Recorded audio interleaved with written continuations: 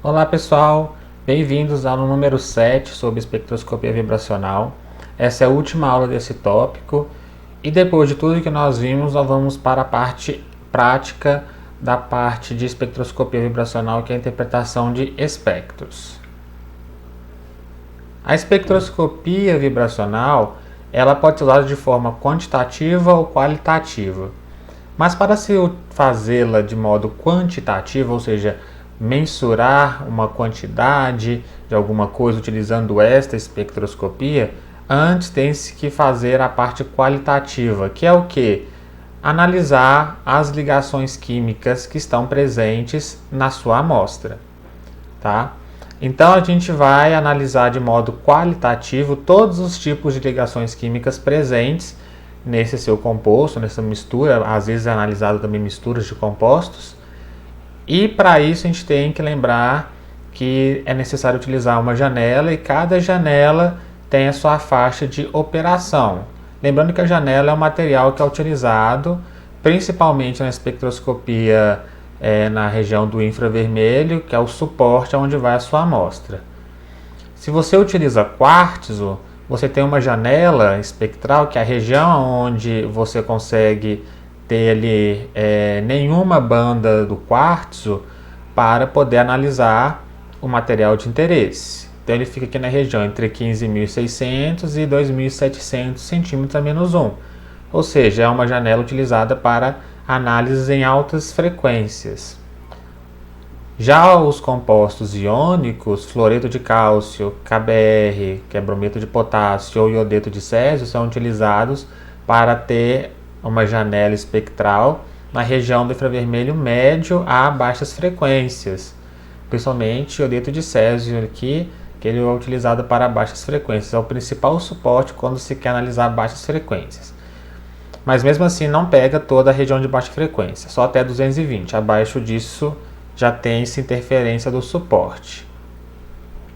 Então, por exemplo, aminocomplexos. Quais ligações nós vamos poder tirar informação no espectro vibracional? Nós temos as ligações NH da amônia, M-metal nitrogênio e só, uma vez que os cloros estão na forma isolada, sem fazer nenhuma ligação química, na forma de ânions, então não tem vibração associadas a eles. E se nós olharmos aqui no espectro, que vai de 4.000 até 500 centímetros a menos 1, nós vemos estiramentos da ligação NH e vários tipos de deformações. E aqui é possível perceber que são espectros para 3 diferentes aminocomplexos, de cobalto, de cromo e de níquel. Aí vocês estão me perguntando, e cadê as ligações metal-nitrogênio? Bem, essas ligações acontecem em baixas frequências, e isso é um pouco desafiador, como eu disse, principalmente para a espectroscopia na região do infravermelho, porque os suportes interferem nas medidas. Até mesmo no ATR, que utiliza o diamante, essa região é um pouco difícil de ser analisada. Já o Raman, que não utiliza suporte nenhum, pode ser uma opção, tá? Porque aí não tem interferência, ou não tem tanta interferência. Entretanto, esses módulos têm que ser ativos no Raman para poder serem analisados. Se você está analisando um complexo que só tem módulos ativos no infravermelho, na região que você quer analisar, então infelizmente você vai ter que encarar o desafio e buscar uma alternativa para obter o espectro nessa região de uma forma limpa. Além disso, tem o problema de que complexos metálicos, de modo geral, são coloridos e o laser do Raman pode danificar a sua amostra, pode queimar a sua amostra. Outra forma de analisar os espectros, também de modo qualitativo, é verificando a presença ou a ausência das ligações para conseguir caracterizar diferentes compostos. Então aqui eu tenho um exemplo que seria 2 complexos de platina com ligante cianeto. De novo, o potássio, aqui ele faz ligações muito fracas com os cianetos ali em torno dele. Então ele praticamente não aparece no espectro de infravermelho. Em contrapartida, nós conseguiríamos ver ligações de platina com carbono e carbono com nitrogênio. Como a ligação platina-carbono cai em baixa frequência, o que nós vamos ver é basicamente a vibração carbono-nitrogênio. Mas tem outro tipo de composto que pode ser obtido, principalmente quando faça a reação em água, que é o composto hidratado.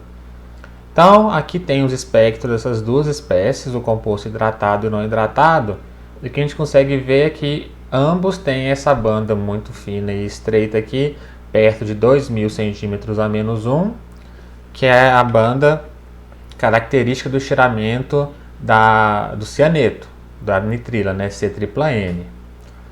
E aqui em altas frequências nós temos os estiramentos de ligação OH e aqui em torno de 1500 de formação da molécula de água.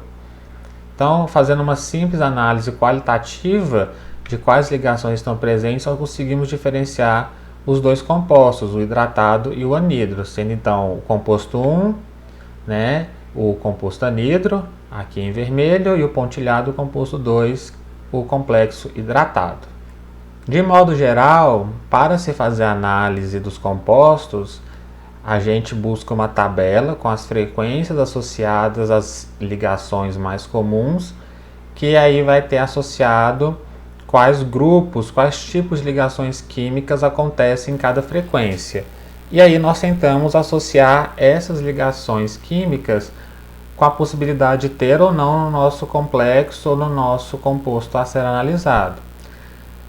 É muito comum utilizar essas tabelas, encontrar essas tabelas para compostos orgânicos, como essa daqui, mas para complexos é também muito útil, porque muitos dos nossos ligantes são compostos orgânicos. Então, por exemplo, aqui nós teremos o estiramento OH de álcoois de ácidos carboxílicos, que também é mais ou menos a mesma região que acontece o estiramento da água. E elas acontecem tanto de uma intensidade muito grande quanto de uma maneira larga, geralmente. Também na faixa de 3.200 a 3.400 também temos os estiramentos das ligações NH, muito comum, da amônia, etileno de amino e outros compostos nitrogenados. De maneira mais fraca, nós temos os estiramentos CH, aí das diversas formas, aromáticos, alifáticos e assim por diante. Já na região aqui entre 2.500 até 1.800 é uma região mais limpa, onde acontece de modo geral apenas as ligações triplas dos ligantes, então C-tripla-N, C-tripla-C e C-tripla-O das carbonilas. E aí, dependendo do grau de retrodoação, essas vai acontecer numa frequência ou no número de onda cada vez menor. Em torno de 1.800 até 1.600, as carbonilas C-dupla-O, tá? Dos diferentes grupos. C-dupla-N também cai mais ou menos nessa região. C-dupla-C, inclusive de anéis aromáticos. Aí começa a aparecer também aqui os bendings, né, que são as deformações. Continuando então, abaixo de 1.500 nós temos estiramentos NO, deformações diversas CHs, estiramentos CO, e aqui em baixa frequência, carbono halogênios, tá? E aí essas intensidades vão ser características a cada uma dessas ligações, tá bom? Então vamos pegar aqui um exemplo que é o ácido acético, que pode ser um ligante cis-protonado, que seria o ligante acetato, que é muito comum na química de coordenação. Esse aqui é o espectro dele, e aqui é possível ver aqui em torno de 3.600, que seria o estiramento OH. Aqui bem fraquinho, em torno de 3.000, o estiramento CH. O estiramento OH aparece em maior intensidade porque o dipolo dele é mais intenso durante a vibração, né? Varia mais do que a ligação CH. Aqui nós temos o CO, a carbonila do ácido carboxílico, e nós também temos aqui outra ligação CO, mas agora carbono-oxigênio simples. As outras bandas provavelmente são bandas associadas com deformações ou combinações de deformações, por isso que a gente não associa elas, porque são bandas mais difíceis. E à medida que nós vamos acrescentando cada vez mais átomos, mais bandas de deformação vão aparecendo, e geralmente elas caem nessa região aqui, em torno de 1500 para baixo, que é chamada de região de impressão digital, que é uma região em que nós temos que tomar muito cuidado, que é uma região muito poluída que pode afetar a interpretação. Como eu disse, a maioria das deformações e combinação de bandas acontece nessa região, e que também, por nosso azar, também é onde a região das vibrações metal ligantes também acontece, mesmo que algumas delas aconteçam acima de 500 centímetros a menos 1, que é uma região mais comum de se coletar, ela pode ser obstruída pelas impressões digitais. E quando nós estivermos falando de interpretação de espectros de complexos metálicos, muitas ligações podem ser resumidas ao que está nessa tabela. Nem sempre nós vamos trabalhar com ligantes orgânicos mais complexos, às vezes nós vamos trabalhar com ligantes mais simples, principalmente nas disciplinas, porque a espectroscopia vibracional, que dá para a gente calcular os modos vibracionais, são complexos mais simples, né? E aqui estão as ligações mais comuns que aparecem nesses complexos, como por exemplo OH de água ou de um álcool, né, que está coordenado ou presente no ligante e assim por diante. Ou então pode ser também um indicativo na ausência dele da desprotonação do ligante como consequência à formação da ligação metal-ligante. Vocês podem caracterizar das duas formas. Está presente, pode ser indicativo de que o seu complexo tem moléculas de água, ou se for um ligante que tem um estiramento OH muito característico, a ausência dela significa que o seu ligante está desprotonado e pode ter se ligado ao metal então. A mesma coisa com o estiramento NH. Apareceu o estiramento NH, seu ligante pode estar coordenado, se for uma amina, por exemplo, ou se for um ligante que amida, por exemplo, que precisa ser desprotonado, a ausência desse estiramento NH pode indicar a coordenação. Uma das poucas ligações que caem na região do infravermelho que a gente coleta no espectro de infravermelho, né, é o estiramento e deformação dos hidretos, metal e hidrogênio, que cai na região aqui. O estiramento cai na região entre 2100 e 1750. Essa faixa é larga, primeiro, por causa dos diferentes metais que podem estar ligados ao hidrogênio, né? A massa reduzida do sistema varia bastante, quanto mais pesado for o metal. E além disso, o hidreto consegue fazer a retrodoação. Ele tem os orbitais 2s e 2p vazios e consegue fazer a retrodoação com o metal. Então ele faz ligações mais fortes com os metais mais densamente ricos em elétrons. E a deformação metal-hidrogênio acontece aqui numa região razoavelmente fácil de ser interpretada aqui, apesar de ser região de impressão digital. Então aqui temos alguns exemplos. Esse aqui é um complexo Rênio H9, né, Rênio 7. E aí nós temos o estiramento simétrico do rênio com hidrogênio, né? Então os hidrogênios se afastam, se aproximam simetricamente, acontecendo em 1985 centímetros a menos 1. E aqui eu coloquei R, que significa que é ativo no Raman, né? Porque não altera o dipolo da espécie, né? O estiramento simétrico nessa molécula, nesse complexo metálico, né? Já o assimétrico, ele é ativo no infravermelho e aparece aqui em 1925 centímetros a menos 1.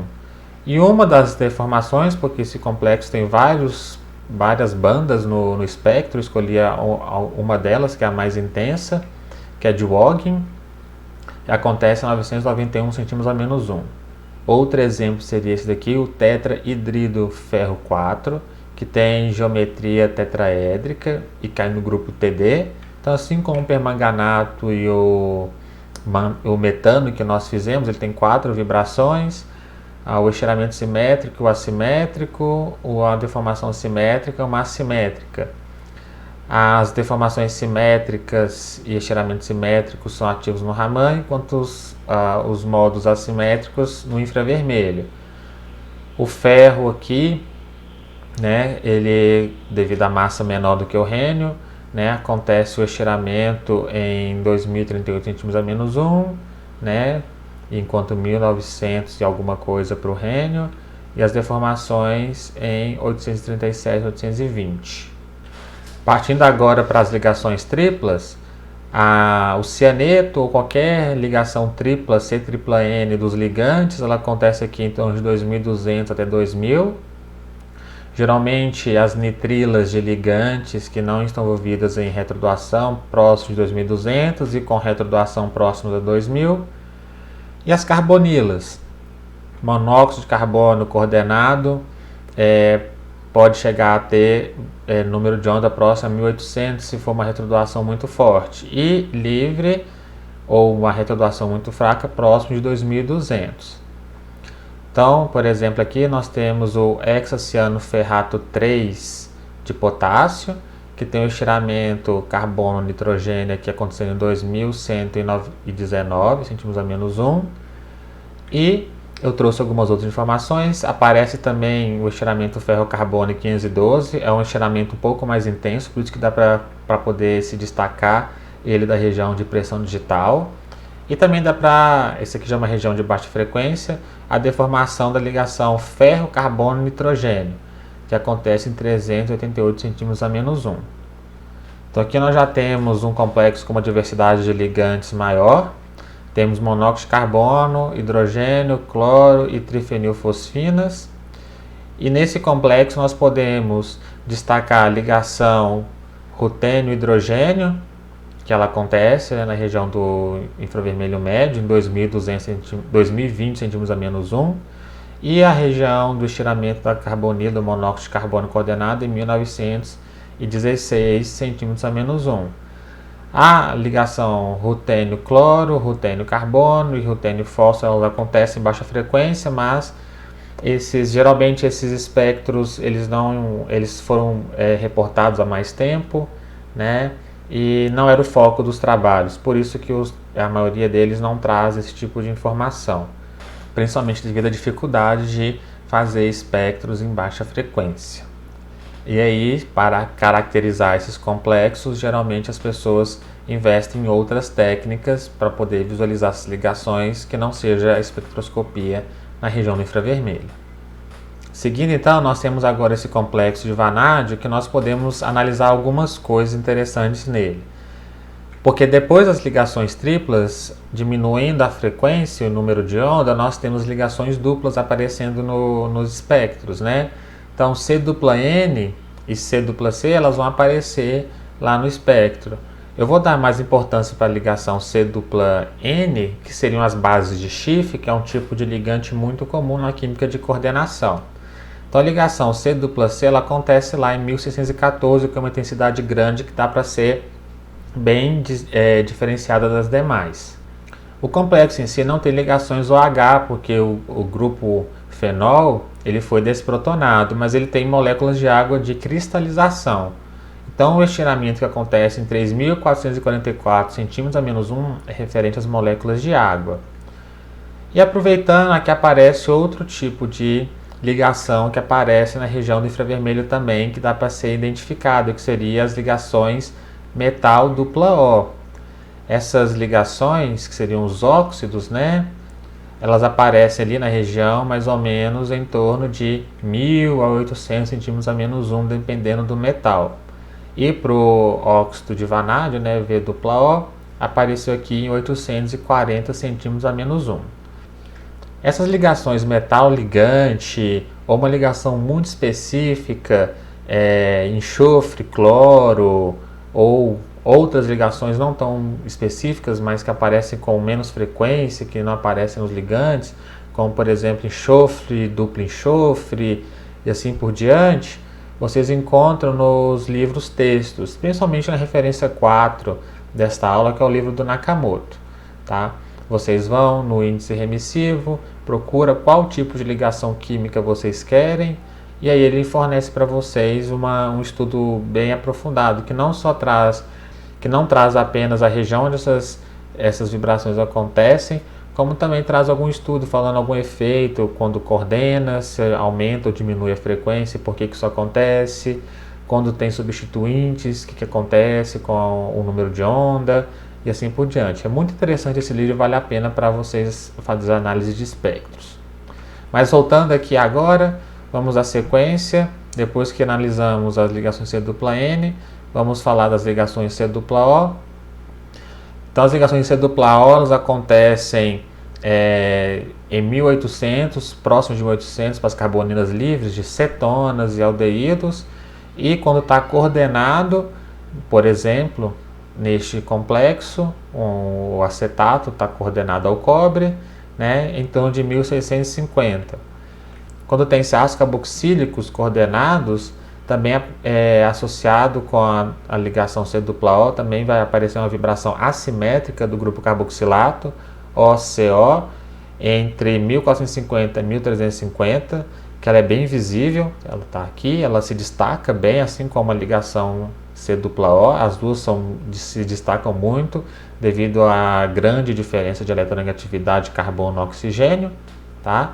Como está aqui mostrado. Então essas duas bandas aqui estão associadas com a vibração C-dupla-O simétrica, 1644, e com a vibração assimétrica em 1380 para este complexo de cobre com o ligante acetato. Em sequência nós temos ligações N-dupla-O e a vibração assimétrica NON, principalmente quando nós estamos trabalhando com nitratos. Os nitratos, eles são sais muito comuns e quando a gente faz complexo é muito comum utilizar nitrato desses sais, né? Então ele pode estar coordenado, ele pode estar livre. E se ele estiver coordenado, ele pode ser monodentado ou bidentado.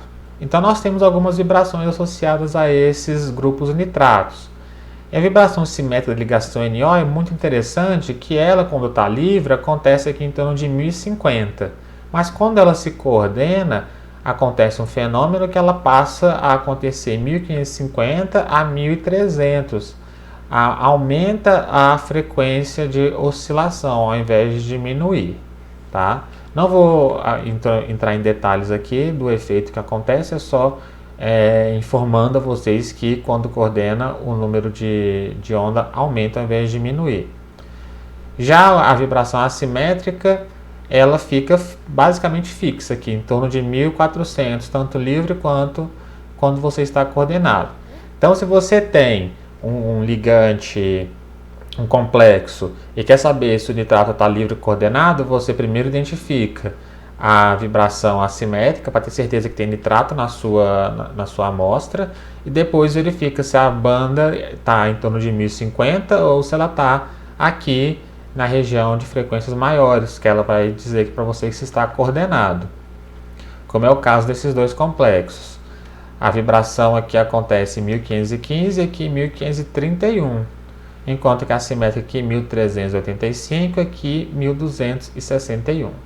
E essas bandas de vibração do nitrato são fáceis de visualizar porque qualquer vibraçãozinha ali acontece uma variação grande do dipolo, já que são átomos com eletronegatividade bem elevada.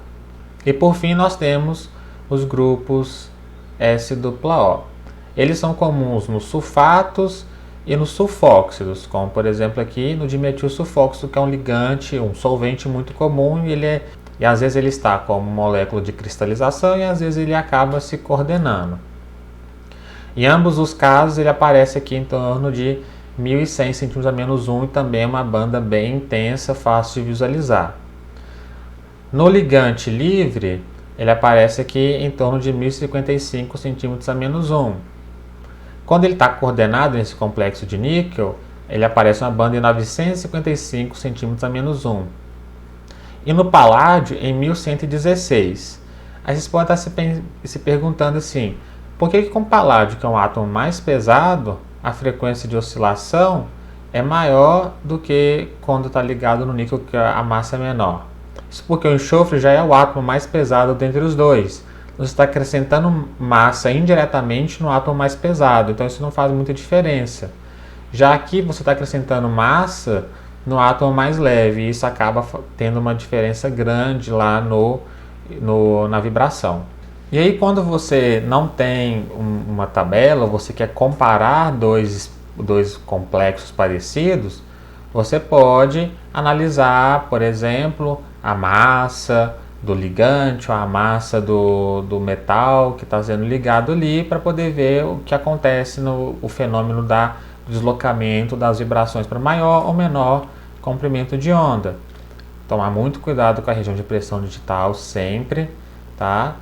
E lembrar que metais mais pesados trazem as frequências para números de onda menor, né? Como por exemplo aqui nós temos esse ciano complexo de cobalto e platina. E aqui nós temos os dois espectros em baixa frequência. E é claro que aquele que apresenta as bandas em maior número de ondas significa que tem metais mais leves ligados aos ligantes. Então, esse aqui é a vibração cobalto-carbono, essa aqui é a vibração platina-carbono. E essa aqui seriam as deformações associadas a essas ligações metal, carbono, nitrogênio. Com relação aos ligantes, quanto mais difícil for a vibração do ligante, quanto mais preso ele estiver, isso também causa um efeito na frequência de vibração. Não está associado diretamente com a massa, mas está associado com o grau de liberdade, digamos assim, do ligante de poder vibrar. Então, se ele estiver mais preso, mais difícil de vibrar. Como, por exemplo, os complexos que têm essa fórmula: metal, 2 cloros e 2 piridinas.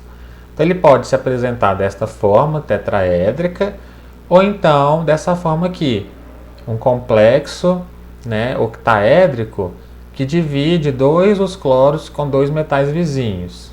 A fórmula mínima, se a gente dividir por metal, fica sendo igual a do complexo ao lado, mas a estrutura, você consegue ver que o cloro está ligado a 2 metais, ou seja, ele está mais preso na estrutura. Com isso, a gente consegue ver no espectro a vibração metal-cloro vai diminuindo cada vez mais de frequência, passando dos complexos tetraédricos para os poliméricos, que seriam esse caso aqui, né? Então, cobalto e zinco, quando eles são tetraédricos, acontece a frequência aqui próximo de 300 a 350. Já para os complexos poliméricos, a frequência de oscilação cai aqui para 250. Então a gente consegue fazer uma distinção clara de quais são os cloretos que estão em ponte dos cloretos que estão monodentados. E por fim a gente consegue também diferenciar, analisando o espectro, diferentes tipos de ligantes, dependendo de qual ligante nós estamos estudando. As carbonilas são ótimos exemplos, porque dependendo do tipo de ligação que elas fazem, elas apresentam características diferentes. Se elas são ligantes terminais, elas apresentam características de ligações triplas. Então elas caem numa região de frequência, número de onda maior. Já se elas são ligantes em ponte, elas têm características de ligações duplas. Então elas caem em regiões de frequência menor, compatíveis com carbonilas de ligação dupla. Claro que a carbonila terminal também apresenta o fenômeno de retrodoação, que diminui a frequência de oscilação, né? Mas nunca a ponto de ser igual a uma carbonila em ponte, com ligação duplas no mesmo complexo, como é esse caso aqui, né? É possível perceber que as carbonilas apresentam frequência bem diferente da carbonila em ponte. Nós podemos ter também informação sobre composição e geometria dos complexos que são preparados, como por exemplo esses aminocomplexos. A gente sabe que, dependendo do meio, existe uma competição entre os ligantes, e às vezes os ligantes, os nitrogenados ou água, podem competir com os cloretos, com os halogênios, cloretos, brometos e assim por diante. E aí podemos, com o mesmo número de coordenação, formar várias espécies. Então pode ser, essa espécie aqui seria pentamina e essa aqui tetramina, né? E aí tem um cloro ou um halogênio terminando a coordenação, e aqui tem 2. Isso altera diretamente o grupo de ponto desses complexos, como consequência vai alterar também o número de bandas. Então, quando nós temos o pentamino, né, que são todos complexos pentamino, cobalto e aí algum halogênio terminando a coordenação, é possível perceber que nós temos muitas bandas, porque ele pertence ao grupo C4V. Então, só de estiramento cobalto nitrogênio nós teremos 3 e cobalto halogênio nós teremos 4, mais algumas outras de deformação.